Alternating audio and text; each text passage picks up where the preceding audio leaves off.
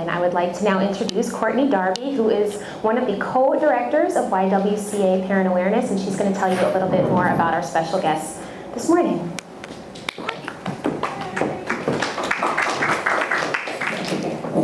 Good morning. Thank you all for coming. Also, I just wanted to recognize Patty McCormick, who's my co-director, and she's going to be moderating the speakers this morning. And also, thank you, of course, to the Darien Library for hosting. It's always a pleasure. We also have just a couple of quick items before we get started.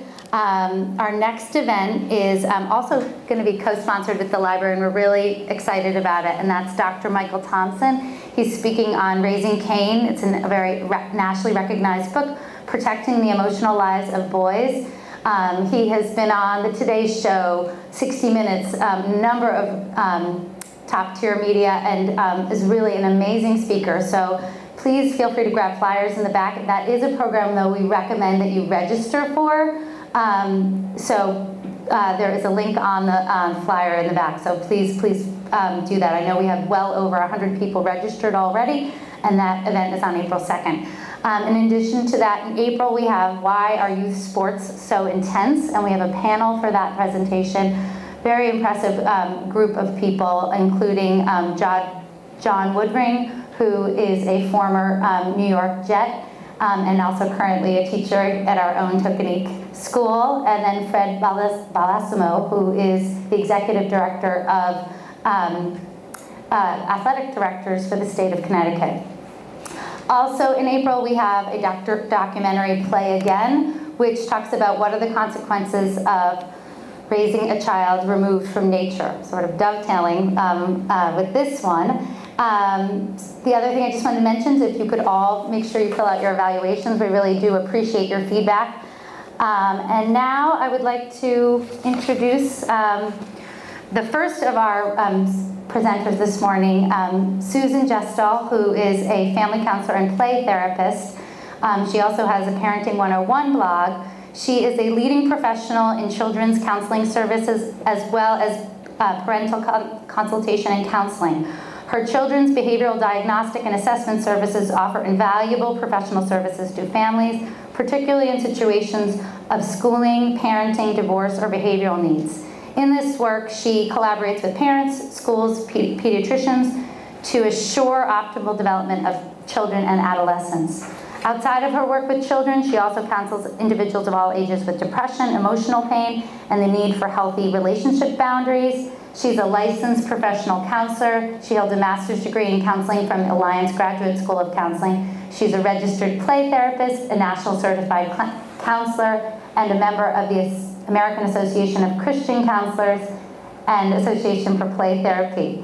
So now please join me in welcoming Susan.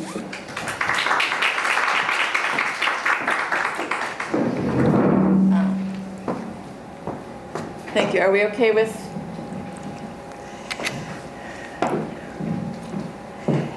I am a digital immigrant, and I think most of you are too, and we're raising digital natives. So our kids sometimes know way more about all these electronics than we do. So today I'm going to take just a quick walk through different age groups and the different types of screens and things that our kids are involved in and what might be appropriate for each age level.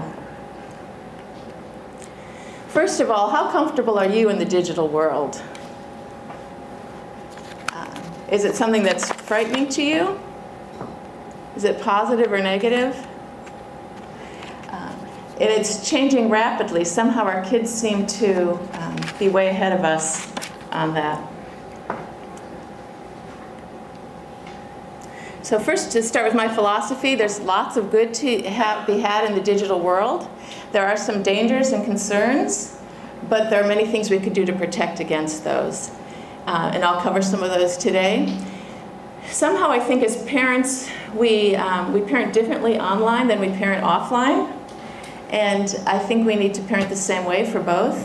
When your child's a kindergartner, you don't send them out the door and say, okay, go to school.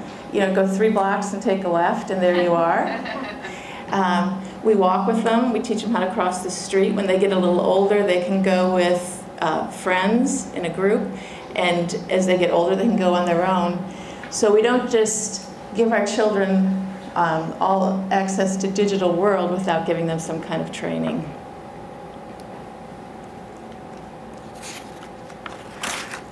Quick and simple. So if you want the basics, know what your child is doing online. And this goes through the teenage years. You should have some idea of what they're doing online. Set appropriate limits for the total amount of screen time. And that's generally about 2 hours a day is what's recommended. My guess is most kids are doing way more than that. And what they watch is important, so select appropriate video games, TV shows, internet sites for them. And what I see as the real concern with the whole digital world is what are they missing out on? If you're spending 6 hours in front of computers, where's the time for play, for social interaction, and reading?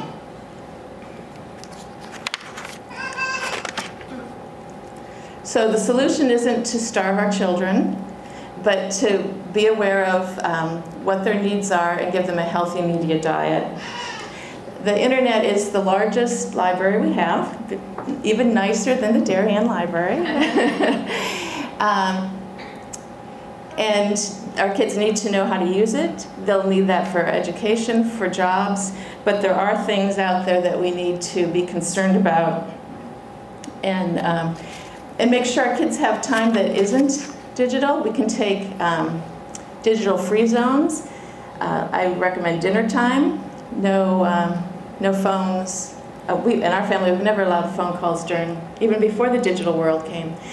So we're spending family time, maybe take weekends or vacations where you're not using digital media. You'll survive and you'll gain better connections with your kids. Now, a lot of you know the American Academy of Pediatrics recommends no screen time for the first 2 years. And some people say, well, isn't that kind of archaic? Are they still saying that? And I think that the more information we learn about children and how they develop and how their brains develop, the stronger that statement's going to be. Because children need to interact with people. They need that face-to-face. They need to see a response. They need to touch their world and put it in their mouth and build blocks and things, and that's how they learn. Children do not learn as well from screens as they learn from interacting with live people. And that's particularly true for the younger years, but it's true all the way through. So American Academy of Pediatrics says you can watch a half an hour a day.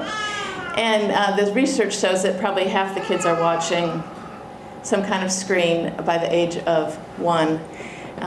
So if your kids are watching TV, or I don't know if they're doing computers at that age, that's pretty young. You're not a bad parent, but you want to make sure you're limiting the amount of time. Most kids are watching it. But they're not going to benefit. It's not going to increase their educational abilities by having screens at a young age. And if they are watching, what they're watching is really important. There's research showing that boys who watch violent programming are more likely to develop attention problems and more likely to be aggressive in their play. Interestingly, it doesn't seem to affect girls.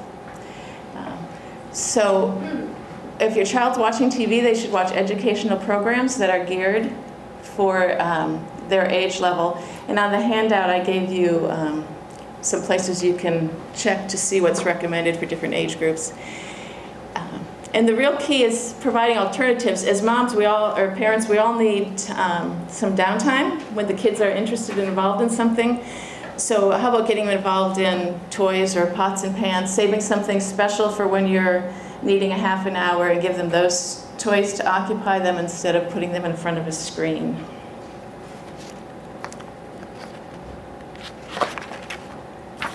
I just threw this in. There's some research on cell phones perhaps not being great for young children. The first couple years is when their brains are developing rapidly, and really no reason that a child that young would need a cell phone. So preschoolers, how much time is being watched and what is being watched, again, is the big concern.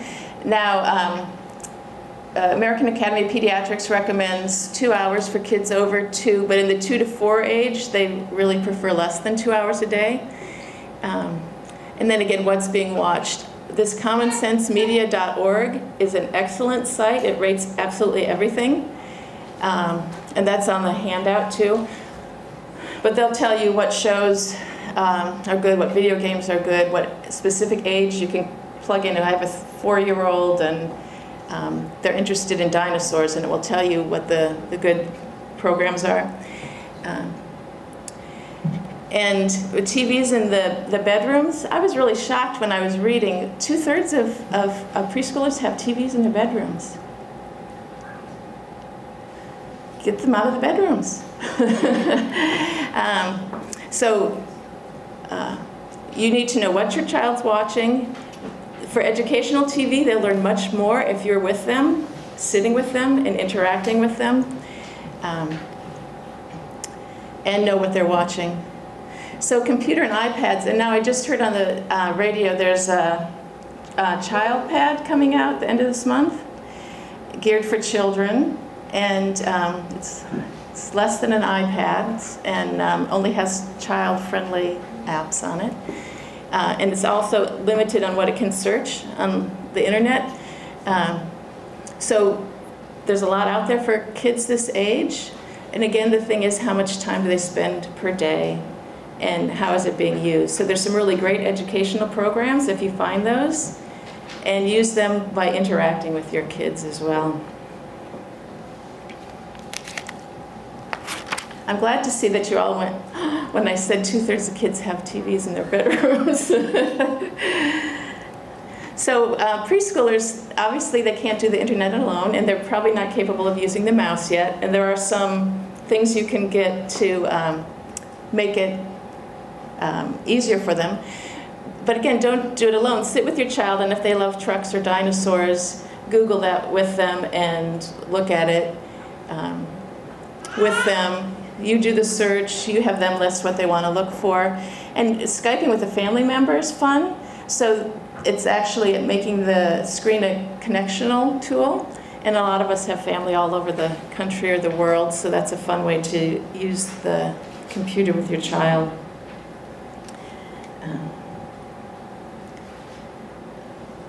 So we're talking about very small children here still, and they're going to learn best from interacting with their world and the people in their world.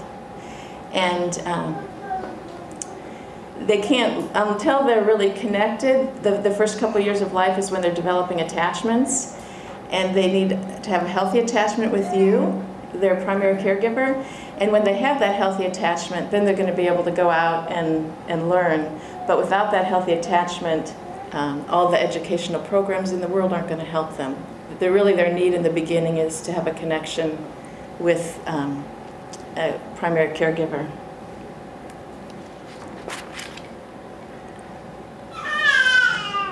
So early elementary years, how much and what's being watched. Now we have a concern with violence and the news, which tends to be pretty dramatic and can often frighten kids. But sometimes we just let them watch whatever's on. Sometimes the TV's on all the time, so it's just kind of background noise, and kids can be really frightened by seeing things on the news. And there's a V chip that you can program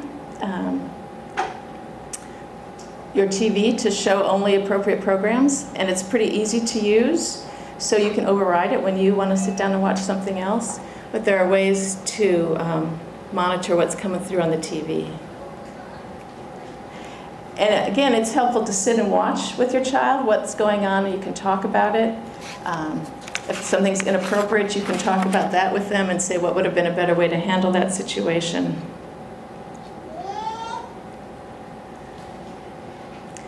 So for the early preschool years, computers and the internet are great learning opportunities. You can go through and bookmark sites that you think are appropriate for your child. You can use internet monitoring, and there's, again, on the list that I handed out, there's a bunch of those.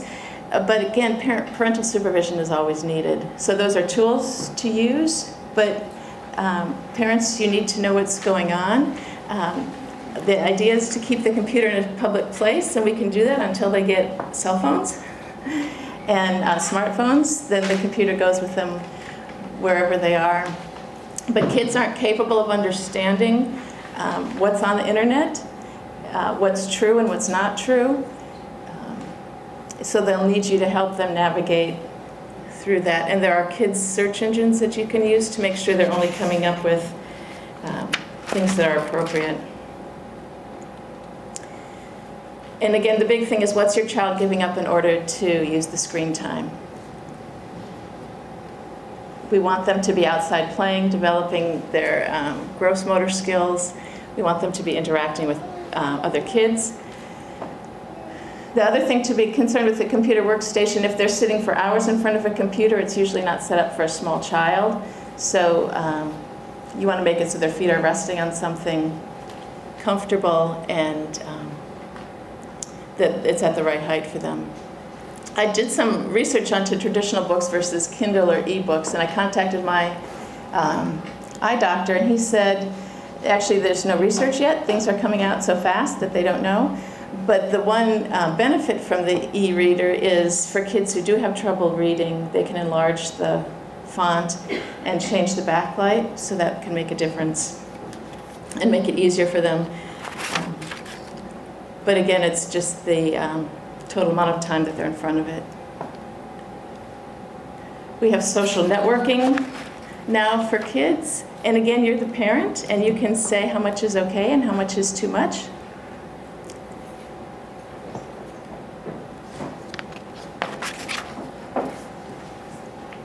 So for video phones, cell phones for this age is really not needed.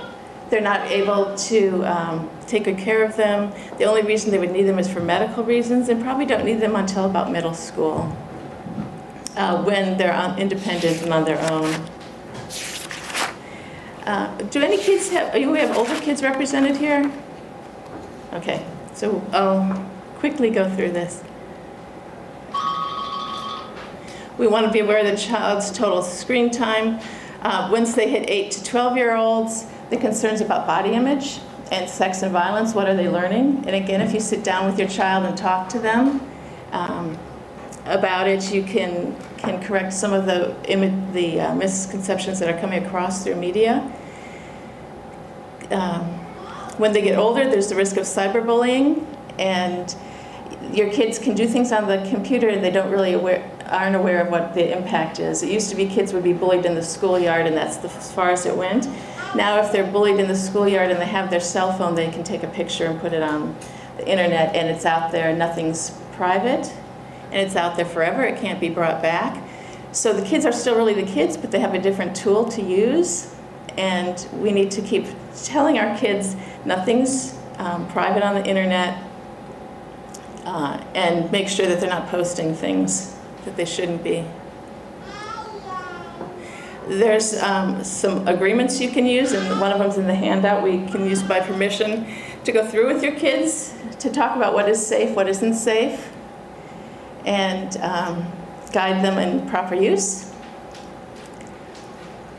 Again, violent video games are harmful to kids. It tends to make them more violent and less empathetic when they spend a lot of time playing violent video games. And in my practice, I see kids who are 4 or 5 who are playing M games. And you know, they're just getting all that violence. So there are sites, this is on your handout also, that tell you what's appropriate and what's on each of the video games. So again, be aware of what your kids are seeing. And this is now when kids are maybe starting to use cell phones. You can use them for a GPS to know that they got to their sports event safely. And you can limit the amount of time. Before you give a child a phone, it's really important for them to know about sexting. And we all think that this wouldn't be my child. But when kids are together, there's peer pressure and their hormones are going. And they can do something in an instant that will be out there forever.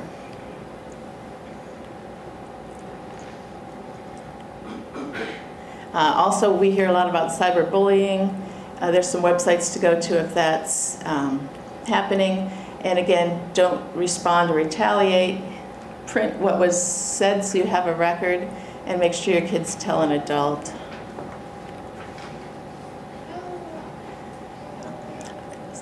The public media, social media is, everything is public, so you need to make sure your kids know that, and it's okay for you to go on it from time to time to make sure.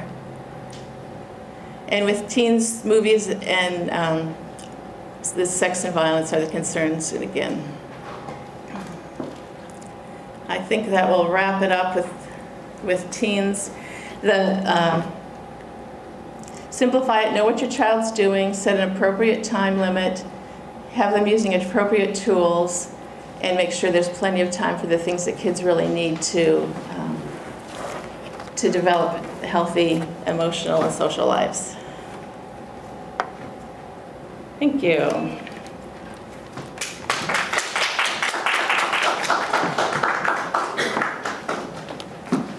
Great, thank you so much, Susan. And now we have Lisa Holton. She is the Vice President of Content Development and Executive Producer of LAMP, which is an interactive educational program funded by the Department of Education at Callaway Digital Arts. What's really interesting about this group, it's actually the same group that funded Sesame Street, and they are really building curriculum-based initiatives. So it's really exciting, the work that she's starting to begin. This is a very new position, so we're very excited to have her here to kind of talk about what they are going to start to pursue. Previously, Lisa Holton was the founder and CEO of Fourth Story Media, which is a digital media company. Among other things, the Fourth Story Media created the AmandaProject.com, which is a Webby Award-winning website for teenage girls that allows girls to create their own characters in mystery novels and then participate in an ongoing story. She is also a noted authority and expert on the intersection of emerging media and children's publishing and speaks regularly at new media conferences. Prior to Fourth Story Media, she was the president of Scholastic Publishing and Book Fairs. And what's really interesting, if anyone has a chance to, she actually managed the publication of Harry Potter and the Deathly Hallows by J.K. Rowling. It's fascinating to hear her experience with that. In addition, she ran Disney Global Children's Books Division at the Walt Disney Company. For 9 years, she serves on the board of the New York Women's Foundation and is a trustee of the Carl Museum of Picture Book Arts. Please join me in welcoming Lisa Holton. Hi, good morning. I haven't used a PC in a long time, so let me just set this up if I can. Okay, there we go. Look at that, we did it from the beginning. Okay. First of all, I'm here this morning because I think that this is one of the coolest children's libraries in the country. I mean, I really do. I think the way it's organized, the way Gretchen and everybody thinks about it is amazing. So thank you for inviting me here. So basically, I spent 25 years in children's publishing. These are some of the books I had the pleasure and privilege of publishing. And print books are not going away. The media says they are. It's not true. They're going to survive. It's not an either or. We just need to get past that whole conversation, really. So the reason I took the leap, though, is really two reasons. One, this notion of active participants. I think that what's happening now in digital media is that actually children not only get an opportunity, but they are participating, right? They are creating their own culture, and that is really cool. And the second thing, again, the media, you can tell I have a little bias. It's a really old book, and sadly, you know, the literacy challenge is still here. It hasn't gone away. So rather than viewing digital media as, you know, a deterrent to literacy, I look at it as, gosh, we still need a lot of help. How can we help? So I'm going to take you a little bit through my journey, and I'm actually going to go backwards in age group and get to the youngest first. So my first leap at Scholastic is I saw the Ed group doing really interesting things for struggling readers. I invited some game designers over, and then we invited really fantastic authors, notably Rick Riordan, the author of Percy Jackson, to see if they could create a book series and website, and that was the 39 Clues, and it was fascinating. It was fascinating to see how kids went back and forth between books and websites seamlessly, way better than adults. So then the next step was we looked at, I founded Fourth Story Media, and we looked at girls and how did girls use the web and social media, and this was before iPads. So we created a project called the Amanda Project, which is like a big overarching mystery. And we invited a series of young adult authors to write specific books, print books from characters' point of view. But then what we did is we created a website. And the girls come on, and they actually create their own fictional character, right? So this looks like a Facebook page, but this is not them. They're creating their own character. And then every Friday, we publish a little story, and in character, they respond. So when I explain this to adults, I mean, I'm sure you all get it, but a lot of adults don't get it.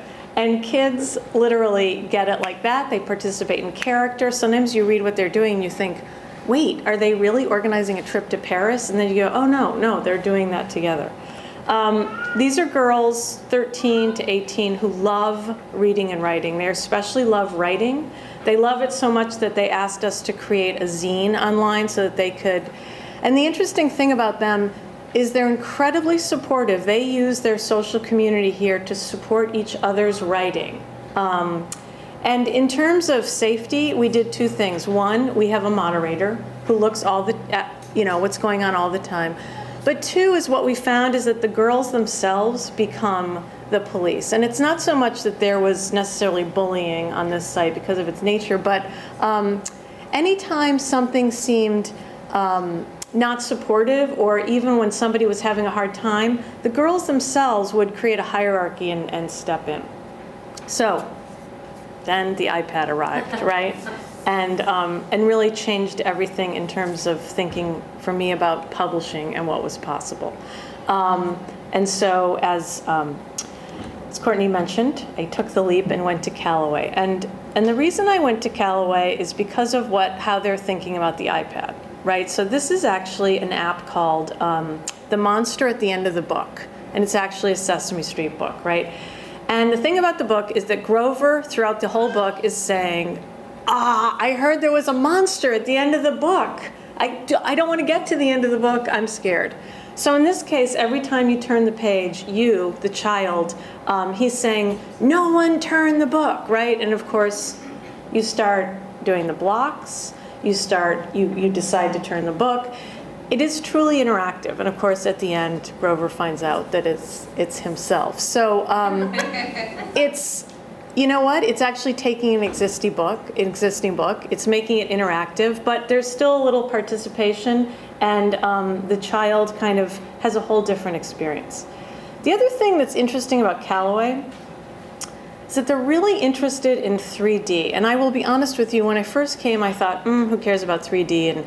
But Nicholas, who has always been brilliant in visual design, that is where he comes from, he really believes that what's happening on touch screens, and like if you look at iPad 3 and what's coming out with the new Retina display, he believes that if we push visual design, we push 3D and we push art, that even if you don't know what you're seeing, if you're a child and you don't know what you're seeing, you are getting informed about visual design, right? You're getting informed about art and beauty just from the way that it's actually presented. So he's actually teaching me a lot about not just thinking about story or not just translating something onto a screen, but again, how we use the technology. Now, I think that as parents, I'm sorry, I'm a parent too. We have challenges, and one of them is discoverability, right? Like, it's still really hard to find the right, as Susan said, it's hard to find age appropriate, it's hard to find great things, and that's actually partly because the technology right now is way ahead of the content. So Apple is so far ahead in their software development and their hardware development that we actually haven't caught up yet. you know, it's actually hard to create great content. You know, for every fantastic children's book that's been around for 40 years, there's kind of a lot of them that aren't around anymore. So I think the kind of good and interesting news is we're at the beginning of the beginning, you know, and so as our children actually grow up and move into different media, the media is actually going to join them. I mean, if you think about Harry Potter, like, there was a generation of kids who they literally grew up with Harry, and they actually grew up with the internet. So they actually used the internet to communicate with each other and with J.K. Rowling. So I believe that the same thing is actually going to happen. So the other things going on is the Department of Ed has funded us for a grant to specifically explore how to use digital media to do core curriculum. And while it's for all kids, it's actually specifically for low-income kids because it's called unmediated media. It means if you don't necessarily have a caregiver or a parent with you, is there a way that media can't, I mean, of course it's never going to substitute, but can help. So you all know that by the time your child gets to kindergarten, probably on average, he or she has 15,000 more vocabulary words than a child in a lower socioeconomic. And that single thing, having 15,000 words because you talk to your babies and toddlers all the time and you tell them about the world, that's one of the single most differences in the gap. So we're trying to figure out how do we kind of support, and again, all kids, it's not just low income. So the first thing we're trying to do is we're working with core curriculum people, and we're trying to literally embed core curriculum. So I'm going to give you a really, really rough example, right? This looks like kind of a really simple app, and this is just a mock-up. Like, okay, 6, right? And what happens in this app is you start with a picture with 1 character and 2, 3. But the learning objective is one-to-one correspondence, that when children are trying to use quantity, they actually have to understand that 1, 2, 3 applies to a group. They also have to do the thing backwards. They actually have to assign a group to a numeral, and a numeral to a group. Now, you do that every day. You do that in your life. You do that around, you know, and again, this can't substitute. But what we're trying to play with is, can we actually find out that if we create really magical, great apps that embed these very specific learning objectives, can we help? And can we especially help kids that actually aren't getting the kind of support that a lot of kids are? So the other thing that we're doing, which is really cool, is we're bringing in original authors and illustrators, and we're saying to them, okay, what would you do from the very beginning? Like, think about if Dr. Seuss had an iPad. Like, what would he do? So Rosemary Wells, who's 70 years old, who's been creating children's books for, 40 years, she is so excited. Like, she walks into our studio and she sees the animators and she's like, oh my God. And she sits with us, literally she sits with us, and we show her, and she creates the story. So in this case, the story is like this little kid named Eduardo. You can't see this, but he starts out going outside, and you hear the mom going, Eduardo, it's about to rain, come back in. And then you're gonna help Eduardo put on his coat and his boots and umbrella, and you're learning words. And then he gets outside, and of course, the rain has gone away, the sun. So Rosemary tells her story, and she makes it humorous, and she actually brings everything, the magic of her storytelling, and we help her invite the kids into her story. The other interesting thing for iPads and kind of content and storytelling is that actually there's almost nothing, I think, for 6 to 8-year-olds, right? And partly because it's actually really complicated, because now you really are getting into a much higher level of reading and storytelling. You're also competing, starting at the very end, 8 and 9. You might be competing with Plants vs. Zombies. You might be competing with some other things like that. So we are actually just beginning to experiment. We're experimenting right now with a kind of mystery format, because what we're thinking is, you're never going to replace print books and chapter books, right? You're never going to replace that reading experience. But can we help kids with both literacy and critical thinking in giving them a little story that gives them a mystery and a series of clues. And again, it's interactive. So you go through and you solve each mystery. So I guess the way that I look at this is much the way Susan explained the whole thing, right? Which is, yes, you have to limit. Yes, as you do, you use your common sense.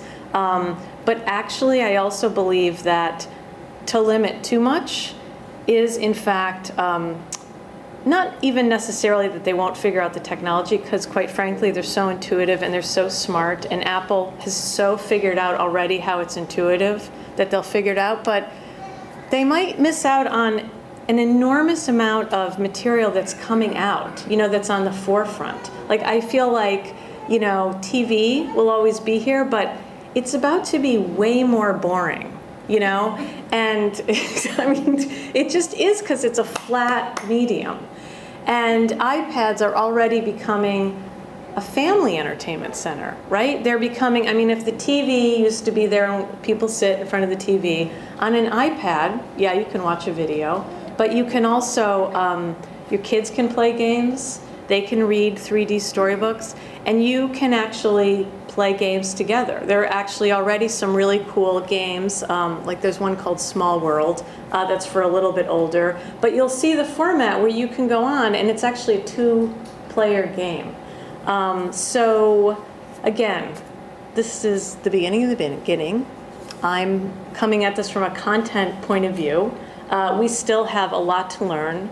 It's almost like when silent movies went to color, or, you know, when radio went to TV and people stood up and they just read as if they were on radio. You know, I kind of feel like we're still at that point. I don't think we're at the cutting edge yet. I think that, you know, in a couple of years we're going to get there, and I think that's really exciting for all our kids. So that's that. Thank you.